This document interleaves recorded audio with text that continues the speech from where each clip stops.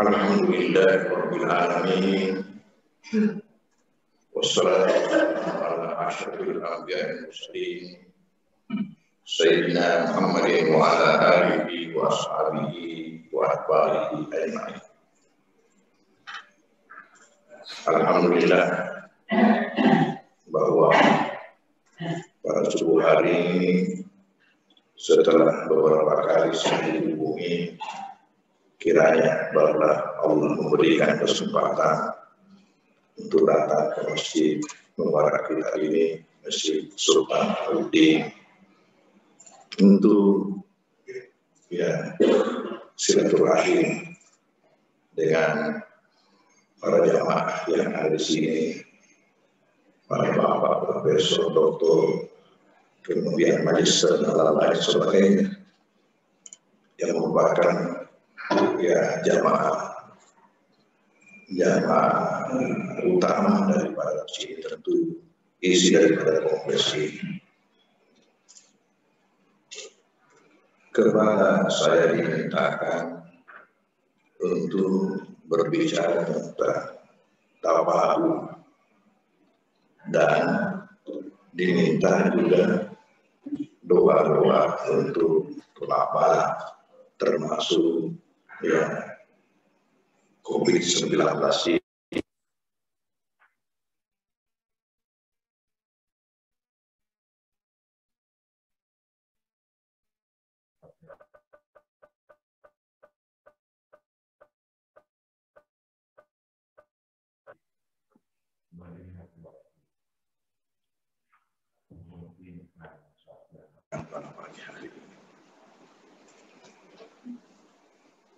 Susu gaya sarabah. Ada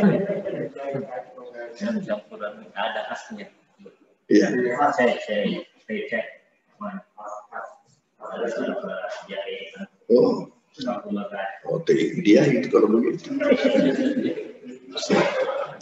Sekarang menjadi dong.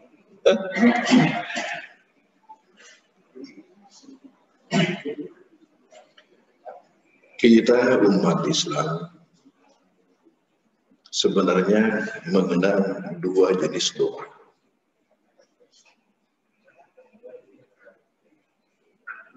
Pertama, doa dalam bentuk bacaan-bacaan, dan ini yang mudah kita hafal. Yang kedua, doa dalam bentuk simbol-simbol. Inilah tafa'ul.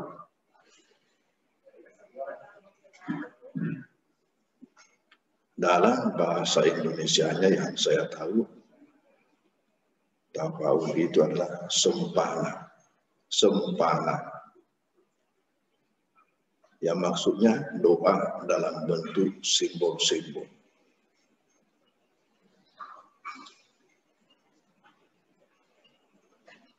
Pertama, bagaimana hukumnya ini dalam agama yang namanya tafa'ul?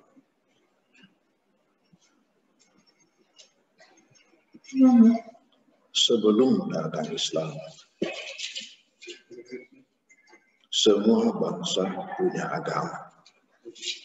Entah agama apa, agama budaya. Lalu datang Islam, rahmatan lil alamin, memberikan petunjuk. Lalu petunjuk ini menjadi saringan terhadap budaya-budaya manusia yang ada di dunia.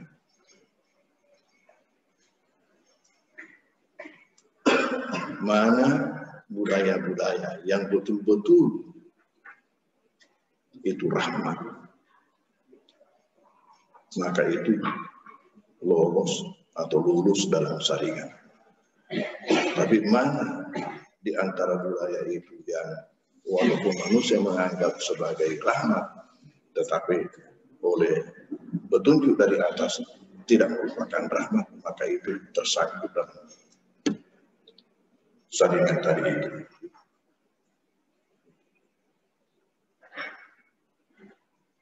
Harus rapat rupanya. Ya, benar. Memang biasa senang orang-orang. Beda kalau Umu Kalsum menyanyi itu yang saya herankan. Umu Kalsum menyanyi itu digantung mic-nya 1 meter. Kenapa suaranya jelas? Padahal sudah berapa tahun yang lalu itu.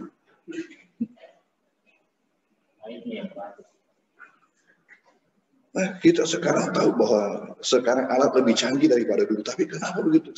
Sekarang penyanyi-penyanyi seakan-akan mau digigit gitu. Digigit. Saya heran. Digantung itu 1 meter. Suaranya jelas sekali. Ya. Demikianlah bahwasanya Taqawul ini itu lolos dalam saringan. Kebalikannya ialah tasyahud. Dengan Taqawul ini kita itu mengaplikasikan jiwa optimisme. Tapi dengan tasyahud kita itu mengaplikasikan jiwa pesimisme. Nah, di dalam ajaran agama kita ini diminta untuk berjiwa optimis. La taqnatu min rahmatillah.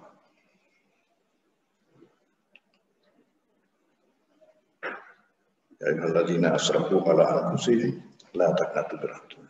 Wahai sekalian orang-orang yang royal terhadap dirinya dengan berbagai dosa, jangan putus asa daripada rahmat Allah. Innallaha yaghfiru dzunuba jami'an. Allah mengampuni dosa semuanya.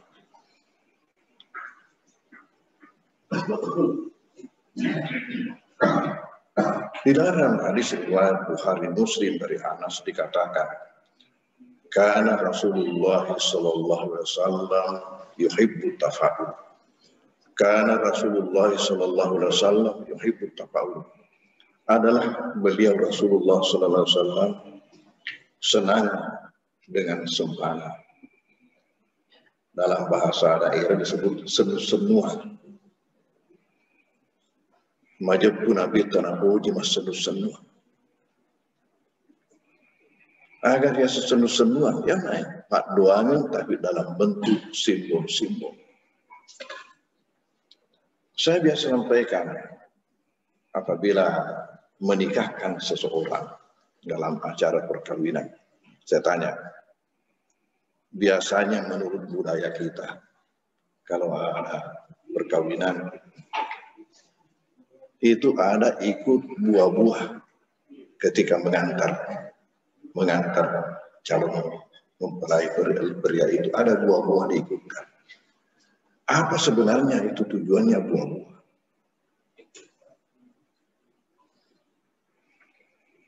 Inilah yang namanya sempana, senu-senuan. Itu doa dalam bentuk simbol-simbol. Buah-buah itu, buah-buah. Maksudnya apa? Semoga pengantin yang diantar ini berbuah. Jadi itu doa. Memuari bukti antara ayah makbuh. Tentu buahnya yang kita harapkan keluarga sakinah mawaddah warahmah. Karena ini adalah simbol-simbol ya daripada doa. Makanya isi konten daripada buah-buah itu semua yang bagus-bagus. Kalau guna barangnya, tebuna untuk manisnya, menunjukkan kali optina, kali panasana ini. Panasana itu berarti meminasa.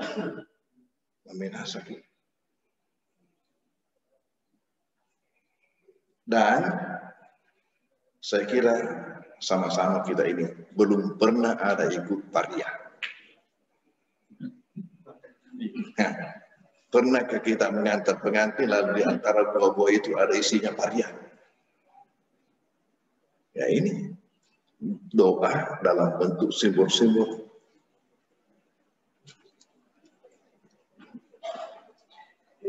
Itulah tamakul.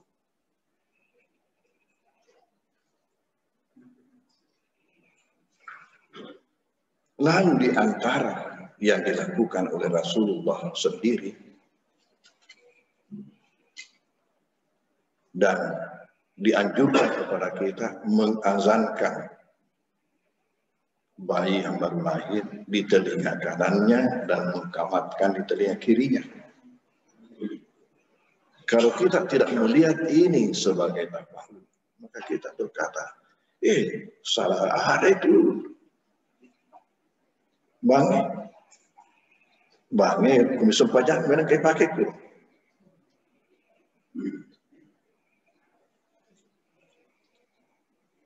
Kita menemukan umpama hadis yang diriwayatkan oleh Al-Baihaqi, An-Nasai dari Hasan bin Ali, di mana Rasulullah SAW mengatakan,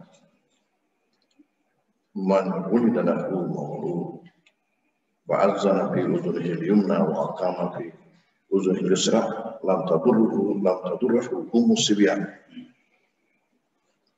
Barang siapa melahirkan seorang anak lalu diazankan pada telinga kanannya, dikamatkan pada telinga kirinya, maka ia tidak suka diikuti oleh jin.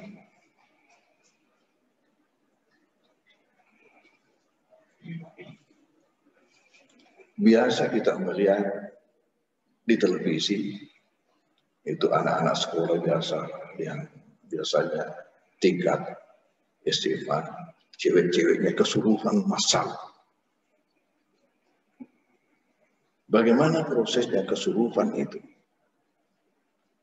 Karena semoga maka ada cuek-cuek niolo, napa gesa-gesa, napa tam-taman.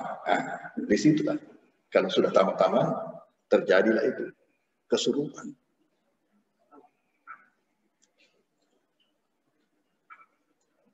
Tapi Nabi mengatakan di sini,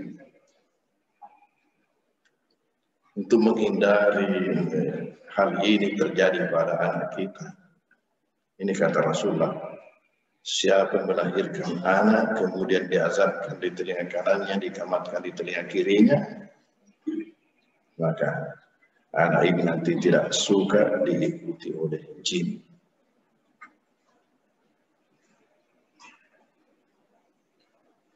Dan menurut sahabat Nabi, hadis ini diriwayatkan oleh Abu Dawud, Tirmizi, dan dikatakan bahwa hadisun hasan. Beliau mengatakan, ra'aitu Rasulullah sallallahu alaihi wasallam azana bi udhunil Hasan bin Ali hina waladatu Fatimah. Saya melihat sendiri Rasulullah sallallahu alaihi wasallam mengazankan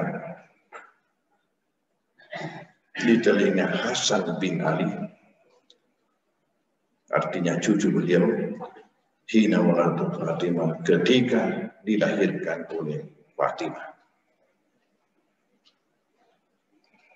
Ini apa ini?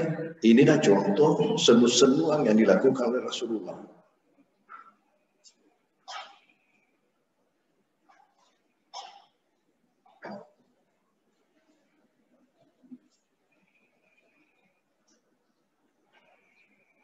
Ada lagi contoh senu-senuan yang lain yang dilakukan oleh Rasulullah SAW. Ini menurut riwayat Imam Bukhari, Imam Muslim dari Anas.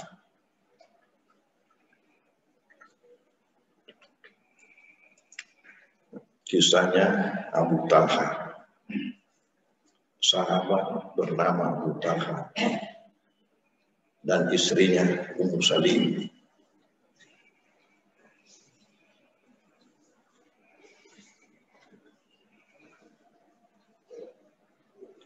Awalnya dulu begini, untuk kisah sahabat ini luar biasa. Suatu ketika anaknya Abu Talha dan Ummu Salim ini sakit. Tapi karena sesuatu kepentingan, Abu Talha terpaksa meninggalkan rumahnya.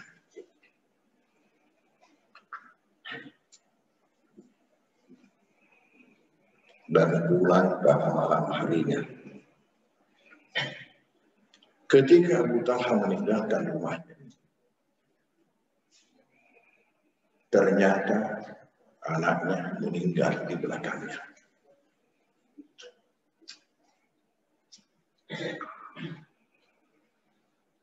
Maka ketika Abu Talha datang, ini istrinya menghias diri, bersolek, sebagaimana ketika pengantin baru menunggu suaminya. Begitu datang Abu Talha, begitu ditanyakan anaknya, bagaimana keterangan, bagaimana gerangan keadaan anak kita. Ummu Salim ini bukan sembarang wanita, bukan sembarang perempuan. Yakumah kun rekta ini agak kira-kira kejadian. Laba yang bona, matira pungkana imundri, agak kira-kira kejadian itu nanti kapur pungkana. Bisa jadi pingsan. Tapi Ummu Salim ini wanita luar biasa. Itu tadi. Dia hias dirinya menunggu suaminya. Si suami datang, langsung memang anak yang ditanyakan. Apa jawabannya? Tenang Wida. Saya lihat itu tenang sekali. Jadi mohon jangan diganggu. Jadi kita di kamar sebelah. Tidak usah dilihat. Pak mati setengah. Lalu di kamar sebelah, bagaimana dia merayu suaminya itu sampai terjadi apa yang biasanya terjadi pada pengantin baru. Coba. Iga makun rai.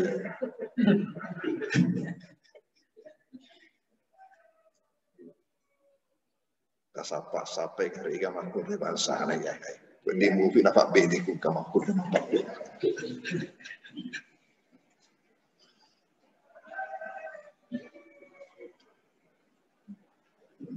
Dan setelah selesai, si istri Ummu Salim ini pun bertanya kepada suaminya, saya mau bertanya, kalau kita meminjam sesuatu, lalu yang punya datang meminta, apakah kita berhak untuk menahan, menolak? Tidak mau memberikan. Kata Abu Talha, oh tidak boleh. Kenapa? Karena dia yang punya. Istri mengatakan, tapi kita masih butuhkan. Kita masih, iya walaupun, tapi karena yang punya lebih membutuhkan sehingga dia minta, jadi kita harus berikan. Ya. Ketika begitu, baru dia katakan, istarji, baca inna lillahi wa inna ilaihi raji'un. Anak kita telah dipanggil oleh Yang Maha Kuasa. Nah, ini punah. Ini saya katakan luar biasa betul. Nah, setelah besoknya dilaporkan ini kepada Rasulullah dan Rasulullah doakan semoga ya apa yang dilakukan tadi malam itu diberi berkah oleh Allah. Betul. Betul. Hubungannya tadi malam itu menyebabkan kehamilan, kemudian melahirkan.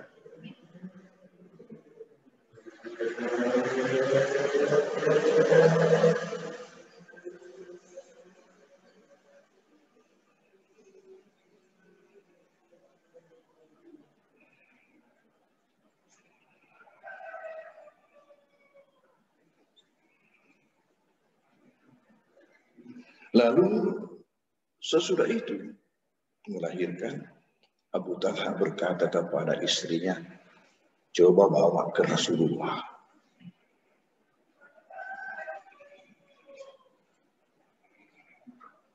Disertai dengan kurma.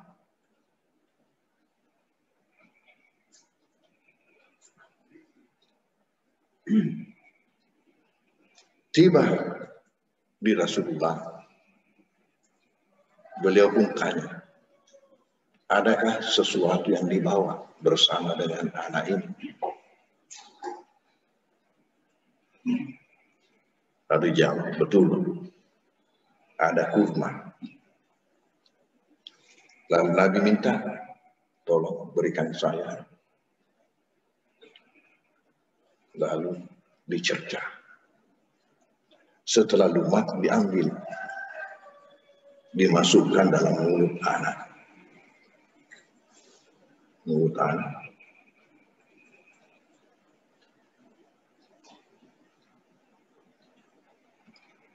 Dan ini dalam istilah agama disebut tahnik.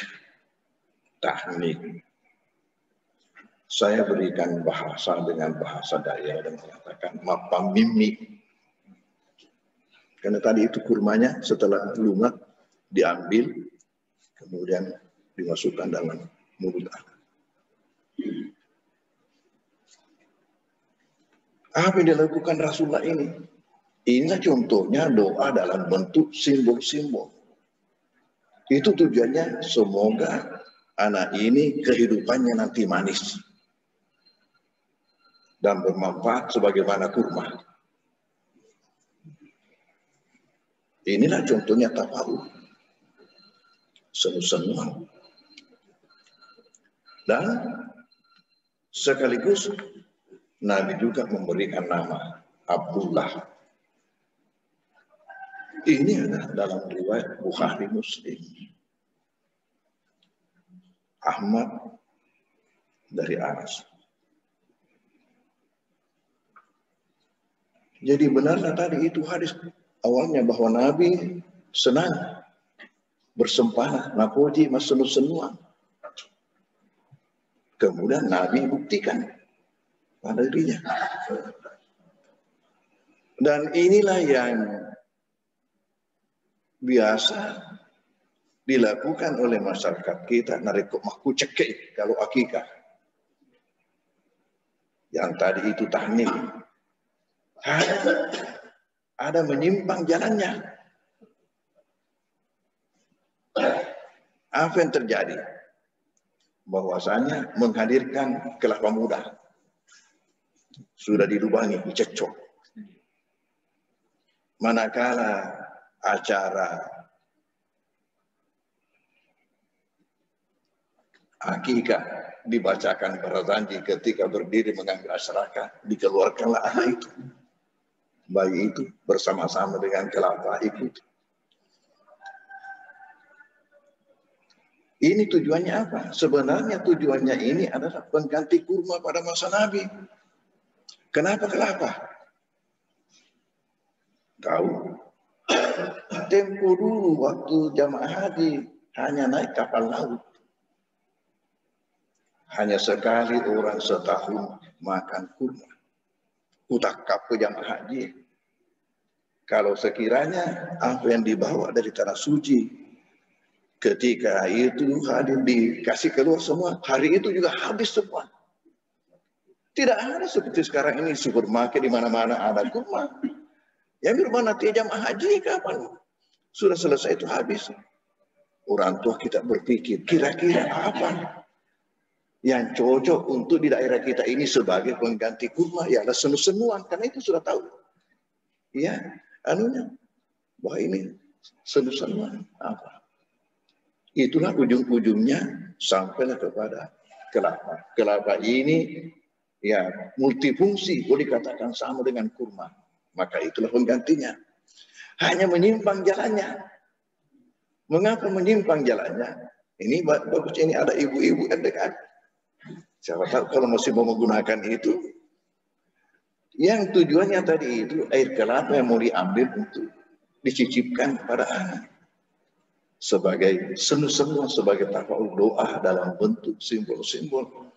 Tetapi guntingnya sudah masuk di kelapa.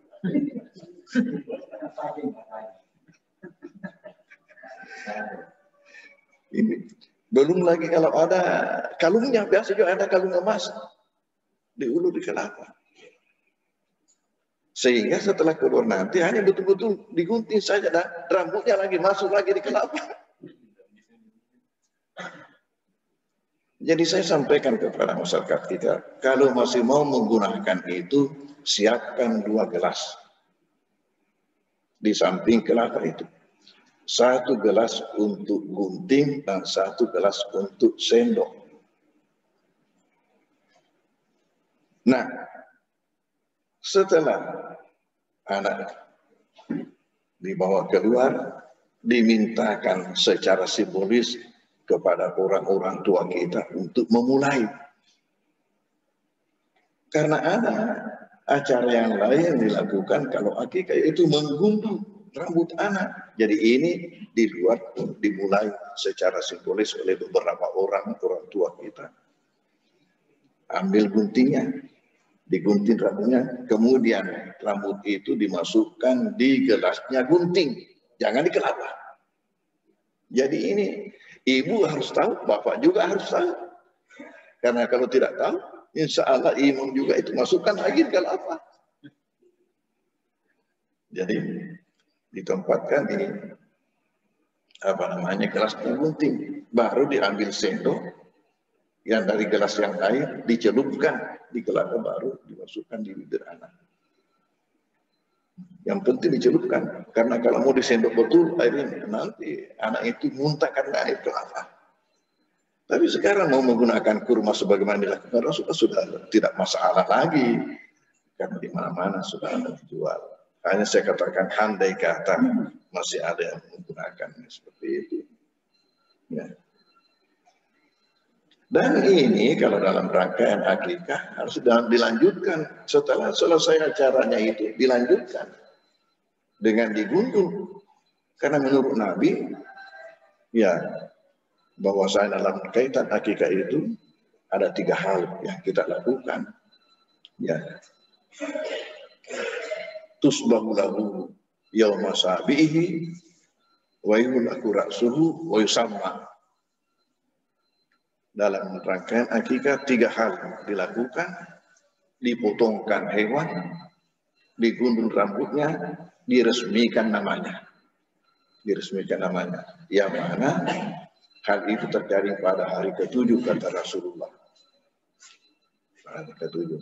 Nah, ini tadi mapam ini itu tambahan yang dari Rasulullah lakukan dengan kurma. Kesimpulannya bahwa ini adalah tafa'ul. Ya. Ini dikembangkan oleh masyarakat dunia sesuai dengan kondisi ya daerahnya masing-masing. Sebagaimana kita ya menggantikan kurma itu dengan kelapa. Dan seperti yang saya katakan tadi, mengantar pengantin ada buah-buah ikutan itu, senu-senuan.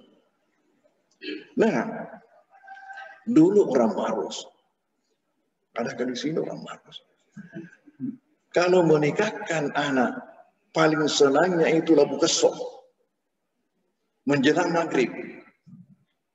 Kenapa? Dia ambil sebagai sempadan senu-senuan. Ya. Saya katakan, itu senu-senu harus ada juga syaratnya. Ya, apa syaratnya? Tidak boleh menghalangi agama, tidak boleh melakukan hal yang bertentangan dengan agama, yang berbau syirik. Kenapa menjelang maghrib? Dia ambil senu-senuan dari ayam yang naik ke terataknya. Ya rumanu ekumendre teratakna, bagaimana telinga. Sari komang matu ya butingnya bukan itu telinga. Nah itu senu-senuannya yang diambil dekat maghrib. Saya pernah melihat langsung. Ya, dia isopu yang buting orang ini, malet toki galungnya. itu di bagian belang-belang. Harus utara itu. Baik, kasih ratu maru apa-apa tidak berdosa. Ini kan mengganggu salat maghrib terganggu dan bisa juga sampai salat isya terganggu. Ya, menjelang maghrib pengantinnya. Kalau orang Pangkep itu jam-jam 2 serangnya. Itu dulu itu. Kenapa?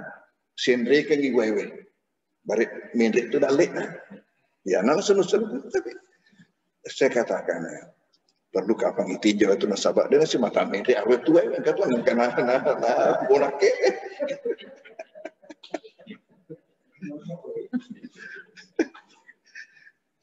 Jadi pernah di Marus ini ada yang memanggil saya untuk menikahkan anaknya. Orang tua santri kebetulan anaknya itu adalah santri alumni. Manggil, saya tanya, jam berapa? Jam 2. Saya katakan, agak tepan yang kita muntah. Nasi, maka dakai, lo sale terutah. Kaget dia, lo sale terutah. Kenapa? Iya tuh nariko tetek dua atau kurang mandre tak pandre. Nanti itu nasapak nasi matu untuk nandriwan ini jadi logegi apa pandreta. Tidak jadi makanan siang, tidak jadi makanan malam. Jadi kemana? Berarti sia-sia itu kita punya makanan, kita punya kerbau itu sia-sia. Lalu salah itu dokter. Jadi dia tanya, kumak itu paling pekuina sengai gurta. Maka antara jam 10 jam 11. Jadi begitu selesai acara, masuk waktu duhur. Mengapa? Dan inilah saya katakan orang di bawah ini di Mangkoso itu selalu dilakukan. Kenapa? Nah, senang Hendrik nas mata nasoi, si Hendrik yang mata nasi kutu si normal senu mata dapat Hendrik, oi dalek nak berapa Hendrik nak mata nasoi. Ya, ini sembarang saja kita bisa jadikan, tapi kita lihat pertimbangannya apa. Ya, sekarang ini sudah banyak berubah, alhamdulillah, sudah banyak berubah. Ya. Hadirin, hadirat jamaah subuh rahimakumullah. Ini sudah masuk suruh. Saya dan telah menjadi tradisi di pesantren di Mangkoso. Setelah selesai salat subuh, pengajian seperti ini, tapi pengajian ada kitab tertentu yang dibaca setiap subuh. Sebagaimana setiap malam dan ditutup setelah matahari terbit. Lalu dilakukan salat duha yang dengan nama lain salat isyraq. Saya tidak tahu di sini dilakukan juga. Kemudian yang kedua, secara sendiri-sendiri atau secara berjamaah. Nah, kalau di Mangkoso secara berjamaah. Tentu kita berkata, bolehkah salat duha dilakukan secara jamaah?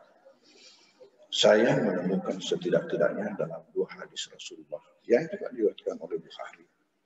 Tapi hadis itu bukan tempatnya di salat duha. Namun ternyata menurut pemahaman kami itu adalah salat duha. Yang pertama, hadisnya Anas.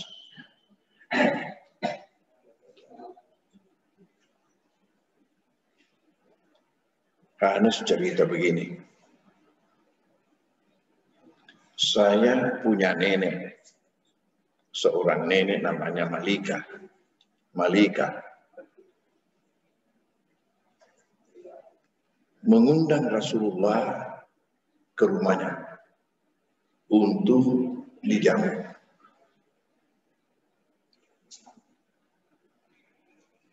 Maka Rasulullah menjawab, insya Allah saya akan datang. Maka pada suatu hari yang telah ditetapkan betul datang. Beliau dijamulah oleh nenek tadi ini makan siang. Lalu selesai dijamu, tiba-tiba Nabi mengatakan, mari kita salat. Ketika mengatakan mari kita salat, maksudnya itu untuk salat berjamaah. Kata Anas, Saya buru-buru cari tikar karena tidak dipersiapkan.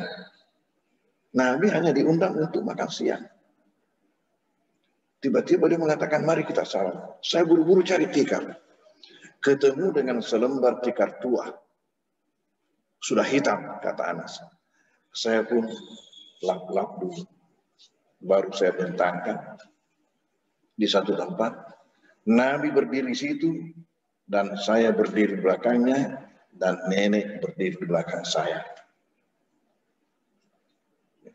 Saya bersama-sama dengan pembantu rumah tangga. Jadi Anas berdua, lalu neneknya di belakang.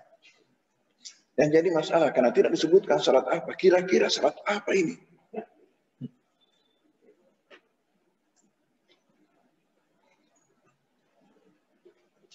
Dua rakaat. Jelas bukan salat wajib. Jelas salat sunnah. Nah sekarang kalau salat sunnah, kira-kira apa ini yang waktu makan? Diundang makan. Nah ini menurut saya, ini salat duha ini dilakukan secara berjamaah. Di rumahnya Malika, neneknya Anas. Kemudian yang kedua, yang menjadi landasan buat kami di Mangkoso untuk melakukannya secara berjamaah. Hadisnya Itban bin Malik. Ini juga ada dalam Bukhari. Itban mengatakan begini, saya ini diangkat imam di kampung saya. Kebetulan rumah saya agak berjauhan dari masjid dan diantarai oleh suatu lembah. Tanah rendah, di mana apabila hujan datang banjir di situ dan saya terhalang untuk pergi ke masjid.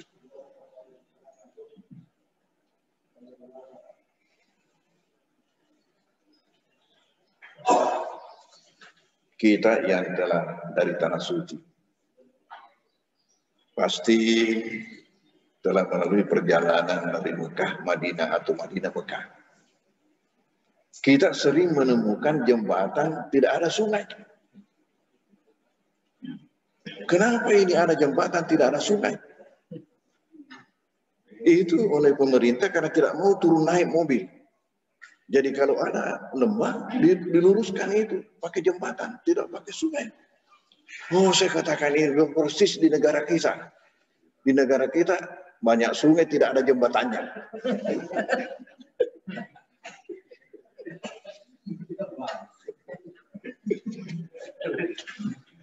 Sama waktu kami studi banding pengelolaan zakat di Malaysia, diketemukan dalam lokasi itu masjid negaranya di Kuala Lumpur, ada kantornya di situ, kantor zakatnya.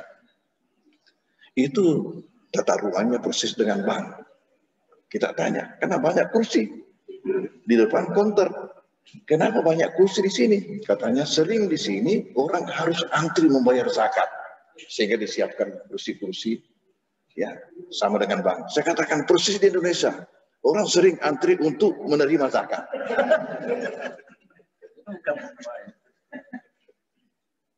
Allahu Akbar. Kita lanjutkan kisahnya Itban. Beliau melapor ke Rasulullah. Wahai baginda Rasul, begini situasi saya. Dan apabila itu terjadi, terhalang oleh banjir, saya mau salat berjamaah di rumah memimpin keluarga. Tetapi sebelumnya saya sangat mengharapkan baginda Rasulullah salat terlebih dahulu di satu tempat di rumah saya yang saya jadikan nanti tempat untuk jadi imam setelah apabila itu terjadi. Dia minta supaya baginda Rasulullah dulu memulai salat di rumahnya. Nabi mengatakan, insyaallah besok saya datang. Kata Itban, ketika besoknya hari sudah mulai panas, beliau betul datang bersama-sama dengan Sayyidina Abu Bakar, berdua datang. Dan baru saja di pintu sudah bertanya, di bagian mana di rumahmu kamu ingin saya salat? Saya sudah siapkan tempat. Saya pun tunjukkan. Lalu beliau mengatakan, mari kita salat. Jadi beliau berdiri, saya pun berdiri belakang beliau bersama-sama dengan Abu Bakar. Memimpin kami salat 2 rakaat. Dan setelah selesai, saya pun memberikan jamuan. Ya, sebagaimana sekarang ini, ya acara belum selesai, tapi sudah hampir selesai, jamuan sudah siap. Saya pun kasih jamuan. Jamuan yang diberikan kepadanya itu, ya hajir namanya dalam bahasa Arab, yang terjemahannya ialah daging dipotong kecil-kecil, banyak kuahnya. Apa bahasa kita di sini? Coto. Apa itu coto? Tidak ada yang lain. Palu basah itu yang benar. Karena kalau coto kan jeroan. Kalau palu basah betul daging, dipotong kecil-kecil banyak kuah. Jadi dikasih palu basah. Setelah selesai tadi itu. Nah ini lagi yang membuat kami berpikir ini salat duha ini yang dilakukan. Karena ceritanya mengatakan hari sudah panas, datang Nabi bersama Abu Bakar. Dan andai kata pembuka salat duha, ini menunjukkan bahwa salat sunat itu boleh dijamaahkan. Andai kata pun, tapi kami lebih mirip memahami sebagai salat duha dengan keterangan tadi mengatakan hari sudah panas. Ya, tidak ada pikiran lain. Itulah alasan sehingga kami di Mangkosok melakukan ya salat duha. Hanya saya tidak bawa kitabnya itu ya hadisnya karena bukan itu yang disiapkan di sini. Ini masalah tafa'ul. Ya hanya sampai kepada masalah ini. Hadirin hadirat, saya kira inilah yang sempat saya sampaikan dalam kaitan dengan pembahasan tafa'ul. Adapun mengenai doa-doa, saya tanya kira-kira berapa banyak jamaah kita? Katanya kurang lebih 50 orang. Saya fotokopi 50 lembar. Katanya lain mau diikuti secara virtual. Saya bagaimana? Hujan kemarin, ayo pergi ke fotokopi. Iya ini untuk persiapan apa namanya? Ya ditambahlah. Nah, karena ini tidak sempat lagi ya, pagi ini kita lakukan. Jadi nanti lagi baca pada jamaah itu insyaallah. Saya kira saya sampaikan terima kasih banyak kepada hadirin atas perhatiannya dan mohon maaf atas segala kekurangan. Wassalamualaikum warahmatullahi wabarakatuh.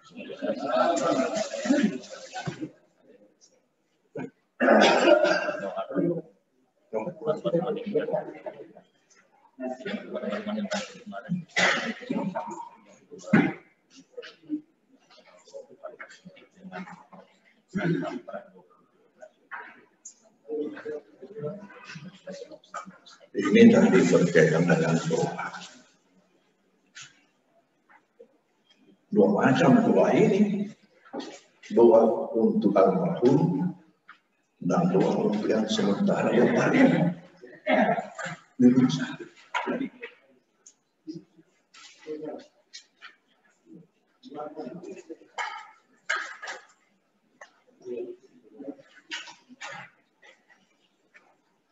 Kalau begitu, mari kita mulai.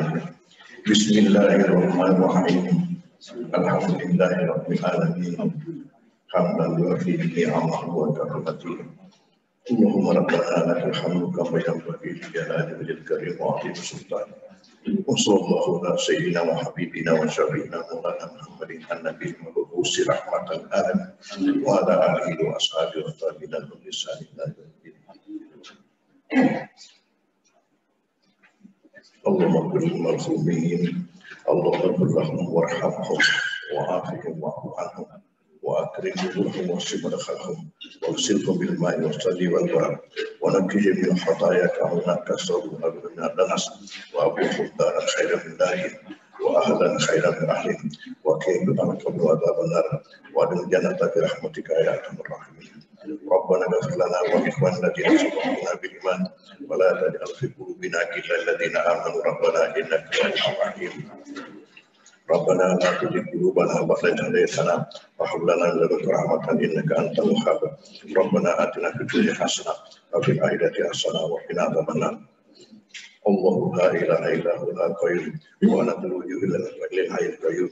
Bismillahirrahmanirrahim. Allahu akbar. lam yalid wa lam yulad wa lam yakul lahu kufuwan ahad.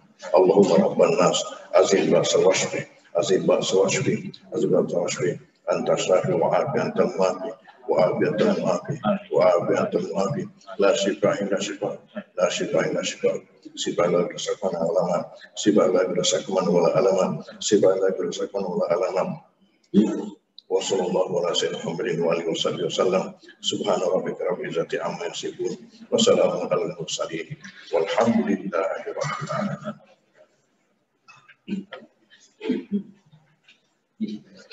Luar biasa.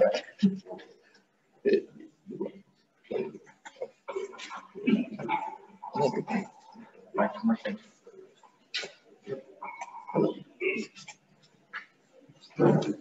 Ya, demikianlah materi yang dibawakan oleh Anak kita. Mudah-mudahan insya Allah dapat kita mendapatkan manfaatnya, keberkahannya, dan diperhatikan dalam kehidupan sehari-hari kita. Kami ucapkan dari pengurus masjid dan seluruh jamaah Masjid Sultan Al-Amin mengucapkan banyak terima kasih kepada kita. Ternyata di sini memang ada selalu ceritanya jauh, ternyata ada juga karena mau bantukan serta sehari-hari ini. Ambil waktu lagi itu. Iya. Nanti ya, masalahnya kalau dimulai satu nanti ada lagi satu nanti ada lagi satu.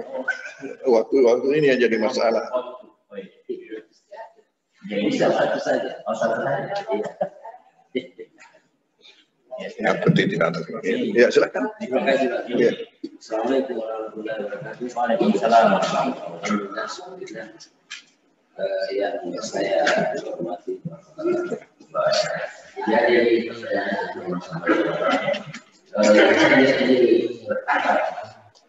ada orang yang berdoa itu berjamaah dengan imam. Tapi ada juga yang saya lihat begitu Assalamualaikum, dia doa sendiri. Nah, ini saya tanyakan yang mana yang benar sebenarnya. Yang doa sendiri. Kemudian pernah saya dengar juga Ustaz dan itu kalau doa itu tidak dijahatkan. Ya. Yang kedua ada tadi saya menarik Pak tentang masalah hakikat itu dengan menggunakan semua kehidupan lokal. Ini tadi bagaimana kalau menggunakan kurma? Ada cara barangkali kita bisa lakukan. Kalau ada hakikat di daerah atau di kampung kita diminta untuk itu. Bagaimana kalau dengan menggunakan kurma? Apakah sama juga dengan Nabi tadi dikunya baru dimasukkan atau? Terima kasih Pak. Assalamualaikum warahmatullahi wabarakatuh.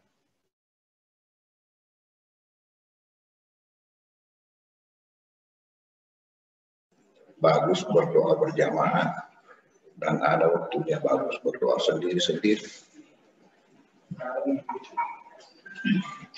Yang tidak mau melakukan doa berjamaah itu karena dua alasan. Alasan pertama, ya mungkin tidak menemukan Rasulullah memberikan contoh seperti itu. Kemudian yang kedua, bahwasanya kita punya hajat bermacam-macam. Bagaimana jika sekiranya imam lain hajatnya, makmum lain hajatnya?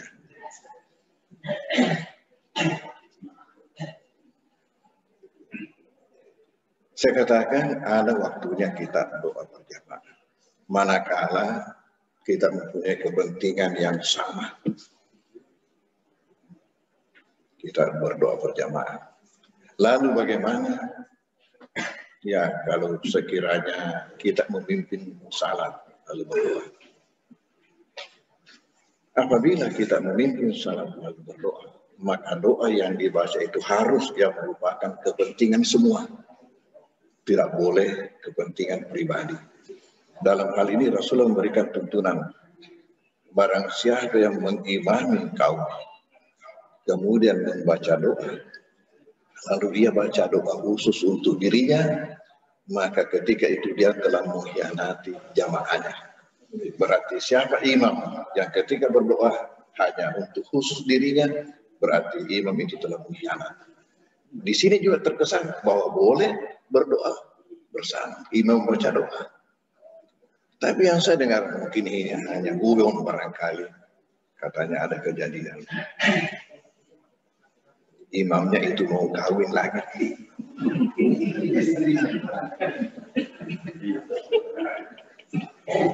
Salah. Ada istrinya di belakang.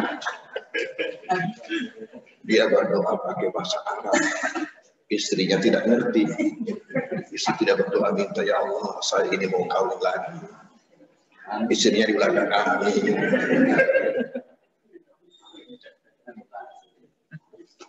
Lalu sesudah itu kawin betul, istrinya marah-marah. Mau urut-urut sabarnya. Dia katakan, syukur jadi diterima doa kita oleh Tuhan. Dan kenapa? Itu waktu saya mengimam, saya minta dan kamu mengamu jadi itu mengatakan setuju istrinya. Dan itu dikabulkan doanya. Ini mungkin dulu saja barangkali. Di dalam doa berjamaah itu, salah satu hadis Rasulullah SAW mengatakan, majtama'a malakun wa yad'u ba'duhum wa yu'ammiru ba'duhum illa ajabahullah. Tidaklah berkumpul orang banyak, lalu di antara mereka ada yang membacakan doa, sementara yang lainnya mengaminkan, kecuali Allah ijabah doa itu.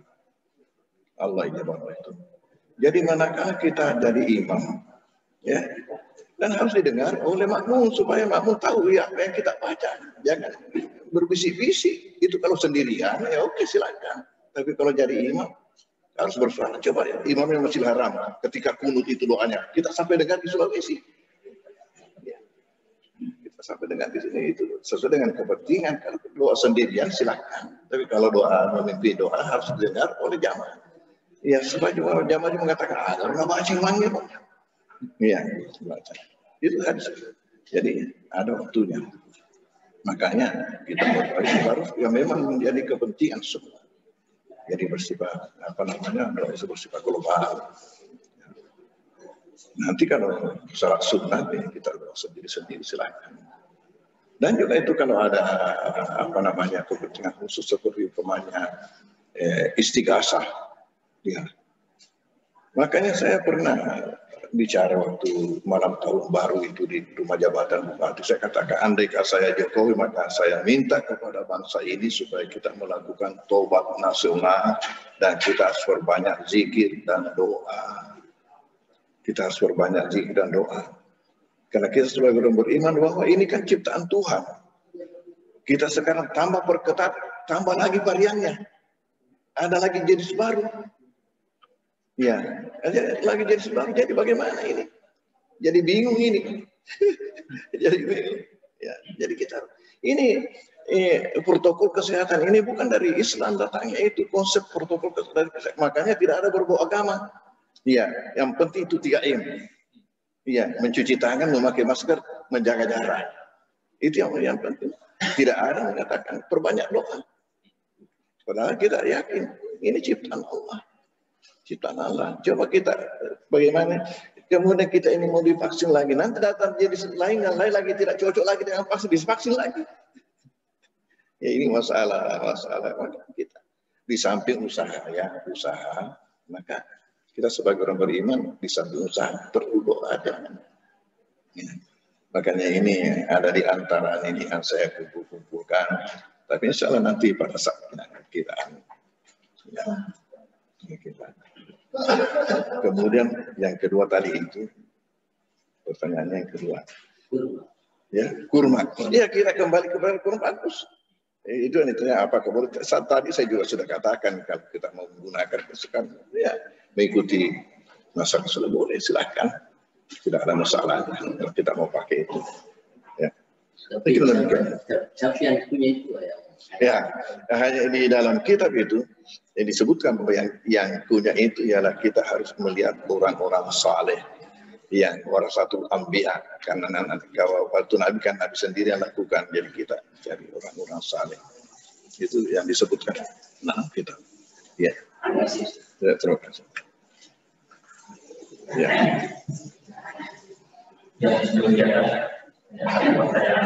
karena faktor waktu mudah insya Allah utama saya kesempatan dari waktu bersama.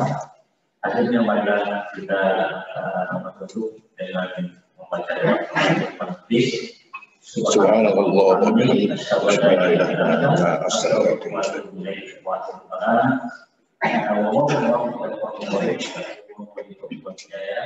Assalamualaikum warahmatullahi wabarakatuh.